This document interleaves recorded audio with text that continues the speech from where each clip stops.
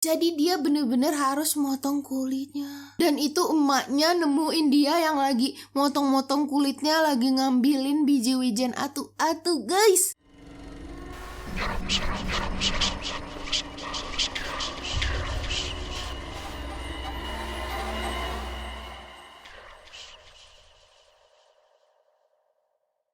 Selamat datang di Nyerem Serem yang bisa bikin lu merem, zerem. Kali ini gue mau bawain legenda horor dari negara lain nih, yaitu Korea.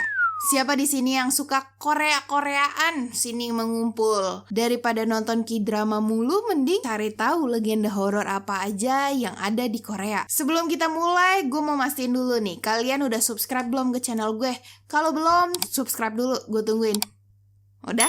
Oke. Mari kita lanjut ke ceritanya. Oke, yang pertama ini adalah Cheoksin. Gue nggak tahu ini bener apa enggak ya nyebutinnya, karena gue nggak bisa bahasa Korea nih. Tapi tulisannya kayak begini. Cheoksin ini bisa dipanggil sebagai dewa toilet umum guys, karena dia tempat tinggalnya di toilet umum.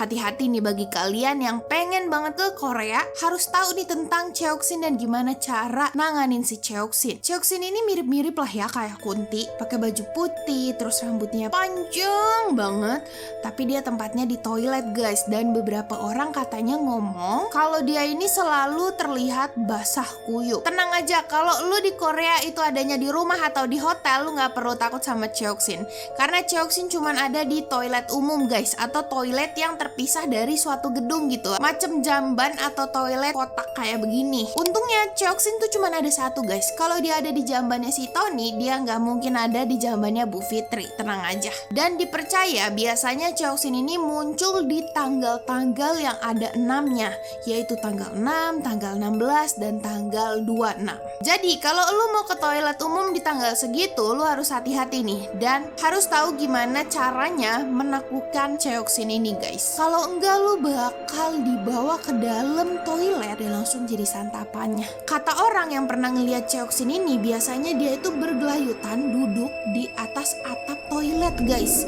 Jadi kebalik gitu, rambutnya ke bawah. Nah, rambut yang panjang ini itu fungsinya untuk narik leher lu dan badan lu ke dalam toilet guys, kalau dia marah dan lu nggak ngasih sesembahan gitu ke dia. Ya, abis itu lu setelah di dalam toilet tuh langsung disantap dah. Yep, betul, dia ini pemakan manusia guys. Nah, terus dari tadi gue bilang bisa ditaklukin kok. Gimana sih caranya? Begini, dengerin ya. Yang pertama, lu harus inget banget di tanggal berapa lu mau masuk ke toilet umum. Kalau di tanggal 6, 16 atau 26, lu wajib bawa makanan apa aja. Bawa itu makanan sebagai seserahan supaya si Cheoksin ini nggak ambil lu, nggak makan lu. Nah, kalau itu udah siap, sebelum lu masuk ke dalam toilet, lu harus batuk gini.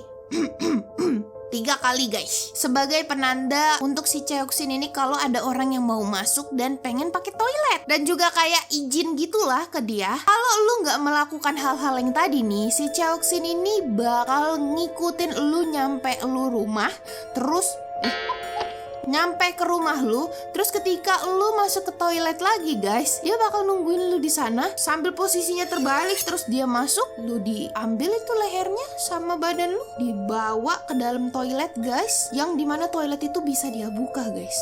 Habis itu dibawa dan jadi santapannya. Serem ya.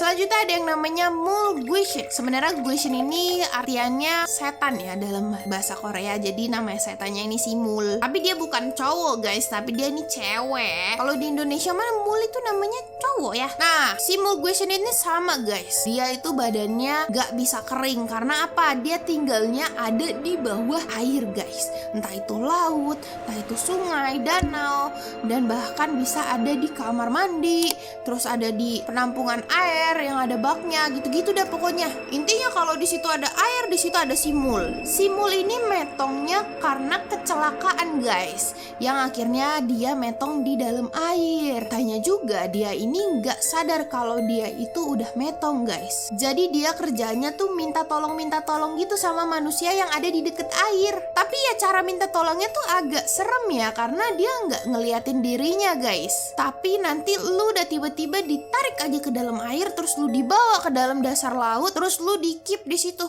Lah ya kan namanya manusia, kita kan nggak bisa napas ya tanpa udara ya kan. Jadilah kita metong akibat simul, maksudnya begitu. Kata beberapa orang, simul ini nggak pernah nampakin dirinya secara utuh guys. Jadi orang-orang tuh cuman pernah ngeliat tangannya, kakinya, mukanya, matanya gitu yang narik dia ke dalam air, atau juga muncul di permukaan air gitu guys. Tapi dipercaya juga simul ini bentukannya seperti kunti ya guys, kayak baju warna putih nih, tapi setengah badan bawahnya itu udah tengkorak gitu. Serem dah pokoknya. Untung aja ini simul cuman ada di Korea. Kalau ada di Indonesia, gue kagak mau udah tuh ke pantai atau ke danau. Mending kita main ke gunung. Tapi di gunung katanya lebih serem. Cerita selanjutnya ini tentang Gumiho. Lagi-lagi kalau lu ngeliat cewek cantik nih ya guys, lu jangan terlena guys. Siapa tahu dia ini adalah siluman rubah berekor 9 alias si Guminho. Ya seperti namanya ya guys, Guminho ini digambarkan sebagai wanita yang dia punya ekor rubah, ada 9 ekornya. Macam rubahnya yang ada di Naruto juga ya, tapi dia setengah manusia guys. Nah kerjaannya dia ini memburu hati dan jantung laki-laki guys, untuk dia makan sebagai sumber energinya.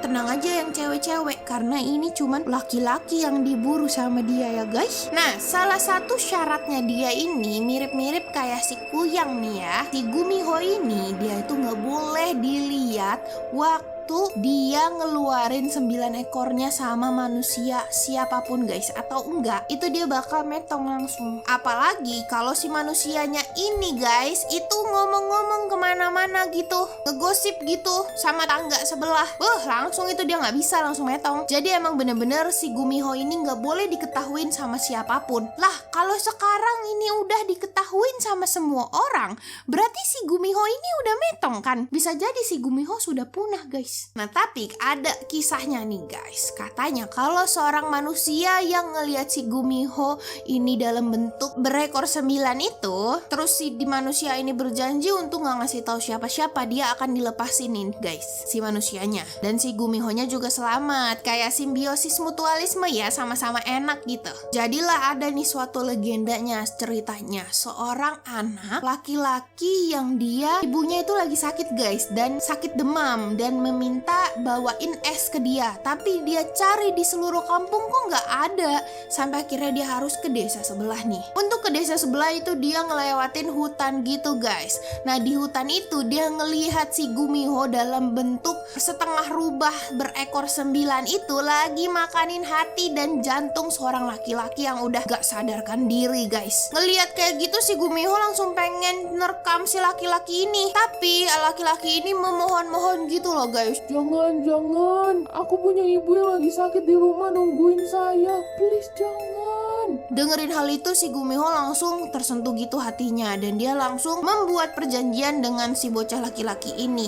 Lu jangan kasih tahu siapa-siapa, bakal gue lepas. Akhirnya dia pulang tuh, nyampe rumah dia nggak ngasih tahu ke siapa-siapa soal Gumiho dan laki-laki yang udah dimakannya di hutan guys. Bertahun-tahun lamanya tiba-tiba dia ketemu nih sama seorang perempuan yang cantik banget di hutan guys. Mereka berdua jatuh cinta pada pandangan pertama.